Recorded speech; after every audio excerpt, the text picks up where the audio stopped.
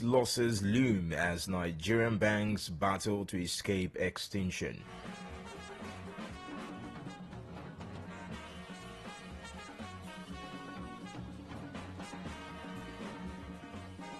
From the Daily Post to the Nation newspaper, federal government addressing root cause of power sector problems, says minister. I'm sure that story is going to excite a number of Nigerians this morning. Inside the cable.ng, Judith Sumiwa appointed first female prime minister of DRC. Those who are interested in political events outside Nigeria, in other parts of the world, that story is for you this morning. Don't forget, the president of the country will be in Senegal at any moment from now for the inauguration of Bassirou Faye, the far-right winner of the elections, young, agile man who won the elections in Senegal, and he has promised to rule with humility and be incorruptible. We'll get to find out in the coming months or years what it will be in Senegal. And still with the cable.ng, gunmen abduct many students along Delta Highway. In Talking Sports this morning, US-based athletes' performance excites AFN. That story is inside The Guardian. Okay, let me begin with this one from the Nation newspaper. Let me get the thoughts of Waju Akim Manuel on it, but let me read the story first. Federal government addressing root cause of power sector problems, says minister. The federal government has said it is addressing the root cause of the challenges in the power sector to find a lasting solution to them. Power Minister Adebayo Adelabu said this while addressing reporters after a meeting with some All Progressives Congress stakeholders at the Oyo State Secretariat of the party in Okeado, IBADAN. The minister said President Bola Tinubu was determined to change the narrative in the power sector. He said, "I want to use this opportunity to reassure Nigerians that the government of Bola Tinubu is ready and determined to change the face of things in the power sector, to change the game in the power sector." End of quote. Yes, quoting the Minister of Power there, Adebayo Adelabu. Some would tell you that it's almost rapping here, sounding like his predecessors also sounded. No, we'll get it done. And we'll find solutions to it. I mean, I guess that would be your own interpretation. I don't think the minister was actually rapping. I think it was just given the usual rhetoric. So which is, we're saying the same thing. Oh, are we saying the same thing? Because no, it's a good thing for you to probably say words to probably calm people's nerves, but it's also important that you don't even say anything and let your work speak for you. It's better. And I think it's playing to the gallery for most politicians in Africa, particularly the ones of Nigerian extraction, is a challenge that we've had over the years. So yesterday I was speaking with Wiseman Ajayi, my guest analyst, and he said that someone like Adebayo Adelabu is there to make that sector worse for it.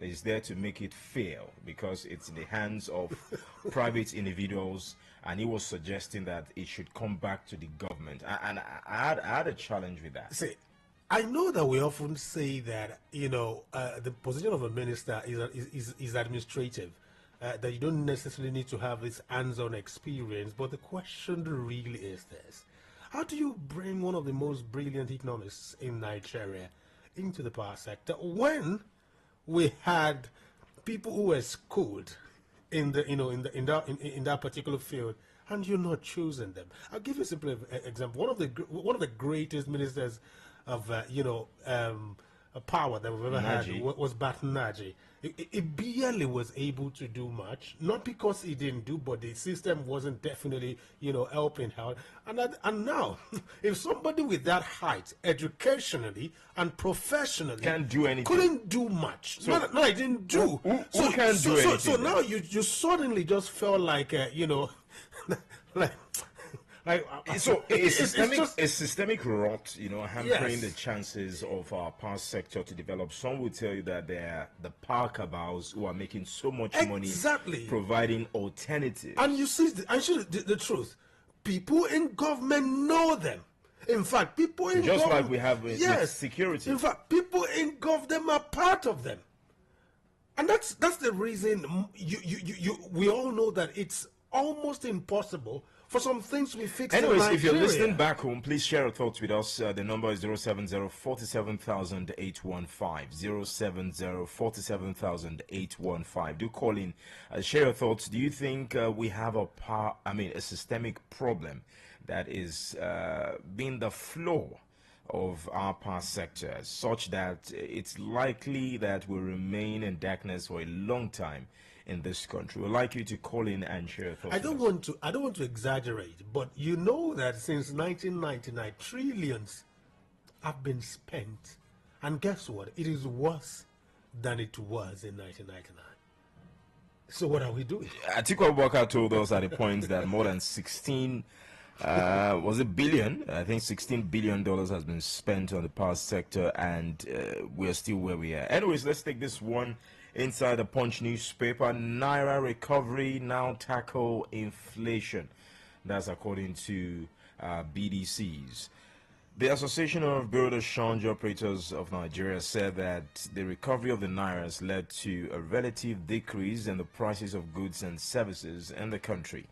President of the association, Adamimogo, said this in a statement issued recently. He hailed the decision of the CBN to allow BDCs operate in the foreign exchange market, adding that it was a major factor in the recovery of the Naira. The CBN banned the operations of BDCs, as you will recall, in July 2001 as part of measures to stabilize the local currency. In other words, it's no longer in the hands of BDCs. But what Guadabe is saying here is that the Naira recovery is creating a chance for goods and services to breathe in this country. Remind me, how much is a dollar? When converted to Naira at the moment? What's the exchange rate? 1.350 between both. We really have done so much, particularly if when we came to power, Naira was actually less than 700. So now, if we have done 1.3, we should be applauded. It looks like Naira was going to get there at some point, yes. Whether Bola Tinubu was there or not. And then policies that we actually put in place aggravated made it better. It wasn't as if it aggravated it. So Nigerians are actually hoping that we can come back to 900 or 800. It was below 700. Now, if Naira can get back to 800 or 900, we should start singing praises. We should be so what has so never happened grateful. before has suddenly happened. We should give glory to God. Hallelujah! I'm telling you. But seriously, and I think that a lot of individuals who probably can't afford basic things would not see this as a cheering news. Because if you still probably bought rice, just a few weeks ago, at the market, I probably still bought it at 74,000 naira or thereabout. It's not like it's cheaper at the moment. I'll give you the reason for that. See, as a businessman myself, when you import something, say like a month ago, there was a particular exchange rate that you used to actually bring those goods in. And that has changed today. It has changed, but the money you spent then still remains the same, which means that the goods you still have from that last month, you're not likely to sell below the price that you were supposed to sell before now. This thought cuts across board. That's for what I'm saying. For business persons, except you are able to source all that you need locally, and then you probably get it almost every day. But if you're somebody that probably stock up on what you sell. Anyways, Dynamo, there are people who profit from this kind of situation. We understand those who ones. like it that way. We understand those ones. Get really high. Yes, some of them actually hide some of the things they buy, and they wait till it actually gets better, and then so that they can make more profit. But most times, and that's why I hate the way some economists actually analyze these issues. It's not always like that. I can't buy something at the rate of 1,800 per dollar, and suddenly because it's now 1,350. You want me to? It's not possible. It's not possible. I have to make back my money. That money has to be made.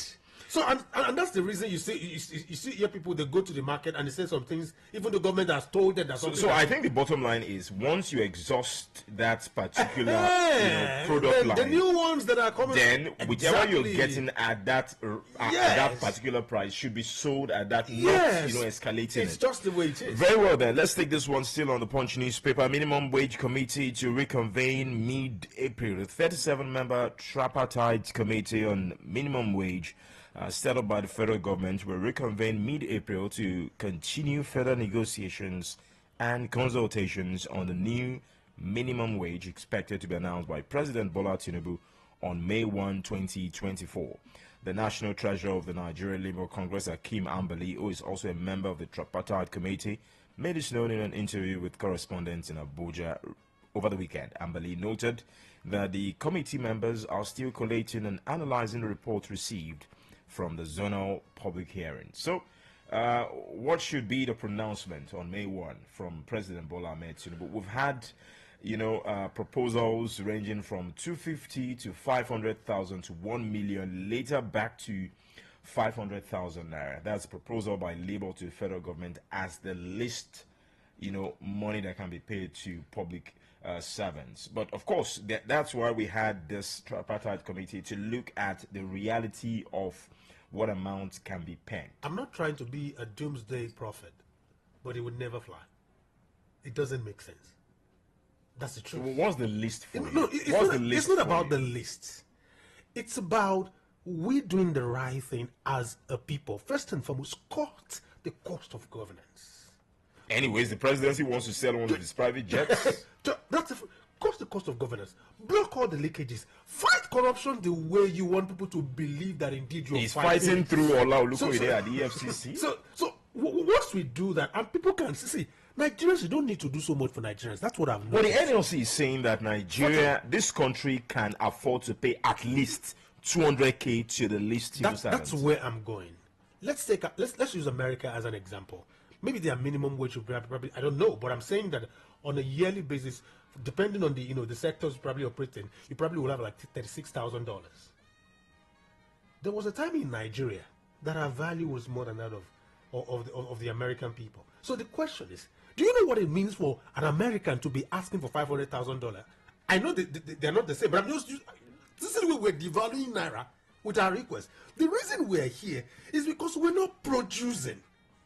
We're not doing the basic that has to be done. And since we do that, every now and then Naira falls. So what's the big deal paying $1,000? Let's look at it this way. What's the big deal in paying $1,000 as the least minimum wage to the average Nigerian worker? That's about $1,000. Okay. It's not bad. I'm looking at a millionaire here. Okay, the way you are looking at it, you're considering the value of dollar compared to Naira. I'm looking at Naira as money. And not the value now. As the reality of the currency. Yes. Do you know what it means for an American citizen to earn $1,000 in a month? Not just in a month. You work. It's a big thing. But is it the same scenario here? But, I get your point. But at the point Nigeria had a better currency. What we did to get us to that level was because we kept siphoning, kept stealing, kept doing things that would always fall the value of Naira, and that's what we got here. Are you calling our leaders thieves? No, you don't have to probably call people thieves. It's what they do that would actually show who they really are. Because see, Fortune, how many politicians that you know that when they were ordinary people and when they eventually went into power and when they came out of power, that they're the same set of people? I can point to 2 or 3. Would you please just be magnanimous to mention me? I wouldn't be magnanimous. I would appreciate that, because see, do you know why people actually kill to actually occupy political positions in Nigeria? Because they know that it's more like the greatest money spinner, the most lucrative business in Nigeria. Anyways, very well then. 500 million, let's move on. Let me take this one and then one sports story. And we'll have to call it a day on Daily Dose this morning. Gunmen abduct many students along Delta Highway. You find that story inside the cable.ng. Gunmen have reportedly abducted a yet to be confirmed number of students along the east-west road in Ugele area of Delta State. The cable understands that the students were coming from Calabar, Cross River State capital, when their Sienna vehicle was attacked by gunmen. Bright Edafe, Delta police spokesperson in Delta, confirmed the incident to the cable late yesterday. Edafe said the police are currently on the trail of the abductors to rescue the students. Nowhere is actually safe. That's the concern of millions of Nigerians as we speak. And of course, you would realize that during that phase, because it was a phase from last year, early last year to late last year, a lot of people were leaving the country, to other climes, because number one, it was security for them. They were not feeling safe again in the country while trying to max out their potentials, and that was really a big deal. Anyways, some people are trying to call in. Please feel free to 070-47,815 if you would like to share on some of the stories we've taken this morning. So back to security. Traveling and suddenly you are off the road into the hands of gunmen, bandits, if you like. We're intentionally encouraging insecurity in Nigeria. Intentionally encouraging. We are, and I will tell you the reason. Let's use your state, or let's say southwestern states, as a major example. There are folks that are not indigents, that are not residents, recognized residents of all the states, that are living in Oyo State, that are working in Oyo State today. And I'll give you a simple example. I said it on one of my shows that as we call ourselves Yorubas. Do you know people from the north that are into Okada business? As a matter of, in the whole of Southwest, it's a major industry, and is dominated by them. I stumbled on You have a problem with that? I'm going somewhere. Yes, you should, because if you were to actually be in the north, so what's you can. I'm going somewhere. I'm just saying, what's the idea of one Nigeria then? No, wait. If you were to be in the north, you can do the same. You don't have a complete control of an industry like that. But this is where I'm going. It would be something. It would be heard of if you probably had a place you stay that we can verify. We can actually trace you to where you stay. I saw one for myself. These individuals, they seem to have Okada, they seem to have everything they need to do business, but they don't have a place to stay. They stay in uncompleted buildings, sometimes in the gutters. I've seen. That is worrisome. So, I agree. Which means that you can't trace these people if any crime is committed. They don't have a residential address. They don't. Nothing to Do you want to hear what will shock you? Some of them are registered with Akomaran. Interesting. Because they wear their insignia everywhere they go. All our common wants from them is their money. So you ask yourself this question: why are we intentionally? I think I stamp that logic. I stamp intentionally encouraging insecurity. Intentionally. Are we following the due process in recognizing this time wherever they are in this country? I am saying this, and for people that have actually done business with other people from different ethnic groups, you don't have a control of such industry in that part. You can't do it. You can't. Anyways, let's take this final one as we go. We're out of time already, and that is sports. Dynamo leaving lots of points to ruminate on this morning if you are genuinely concerned about the state of this country. Inside the sporting arena, this one Guardian floating it, US-based athletes' performance excites AFN.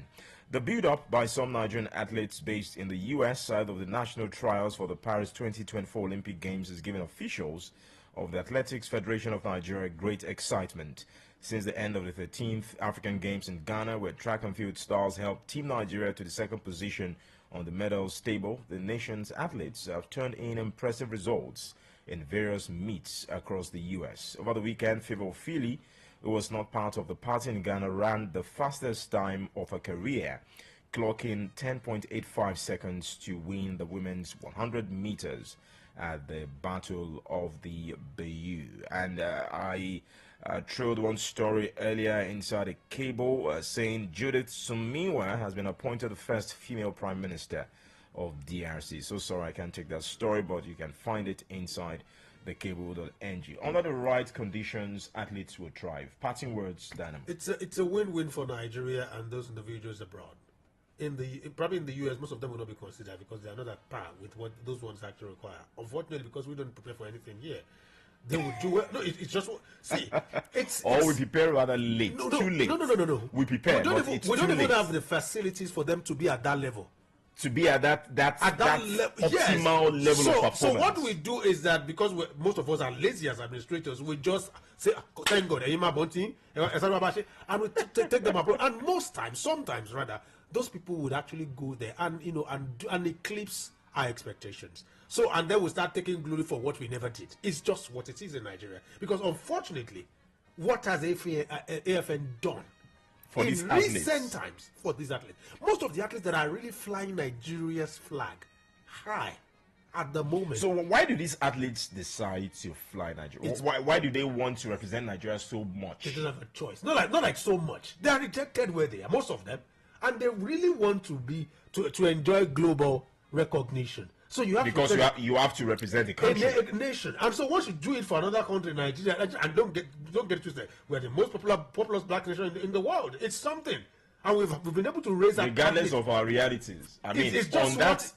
what it is. In that level, you will be. Just what it. Eventually, you're able to actually make a name for yourself. Thank you so much, Waju Akim, Manuel the Dynamo, for being our guest on Daily Dose this morning. I'm sure he will make his return same time, same station on Tuesday next week on this dial. Thank you, our dear listener, for finding time to join us. Remember that tomorrow you'll be here with Big Josh and, of course, his guest analyst on Daily Dose. Thank you for being a part of it. Enjoy your Tuesday. Have fun. I remain Fortune Omosola. Good morning, Oyo State. Welcome to Adamimogo 105.1 FM. Voice of the Light. Adamimogo FM, where urban vibes